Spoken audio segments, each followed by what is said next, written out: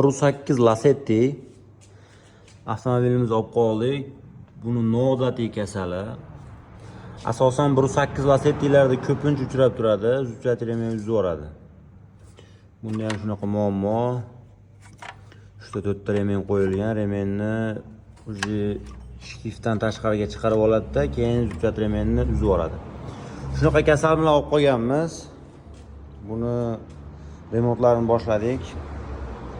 Sabab shu narsa, buni o'zini родной bolti golovkaga qatadi. U golovkani rezbasi o'lganda shpilka qilingan. Bu dard qachon boshlangan? Zujjat remenni vaqti kelib remen uzilgan, egalari qaramay qolganda, keyin o'sha natожителda rezbasi o'lgan, shpilka qilingan.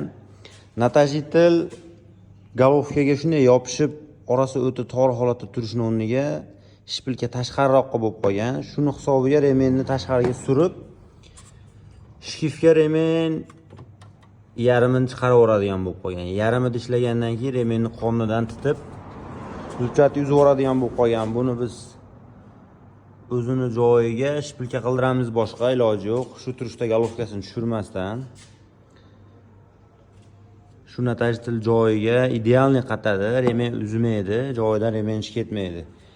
Kimdaki 108 Lacetti bo'lsa, shunaqa remen joyidan chiqib ketish yoki remen uzish sabablari bo'lgan bo'lsa, shu natожитель shpilka qilingandan keyin bo'lib qoladi hamda pompa o'lsa, shunaqa holatlar bo'lib qoladi. Bunda bizgacha полный pompa almashgan, zamina qilingan, past звездочка shkiflar almashgan, tepadagi raspidvalni ikkita shkifi, raspidval datchilariga to'g'ri zamin qilingan. Arzimagan shu narsani deb egalari ancha pulga tushdi. Buni o'zini holatida idealniy qilib tayyorlab qilib beramiz. Umuman zujjat remen joyidan chiqib ketish, uzilish degan muammo bo'lmaydi. 108 Lacetti minadigan tanishlarga jo'natib qo'yasizlar.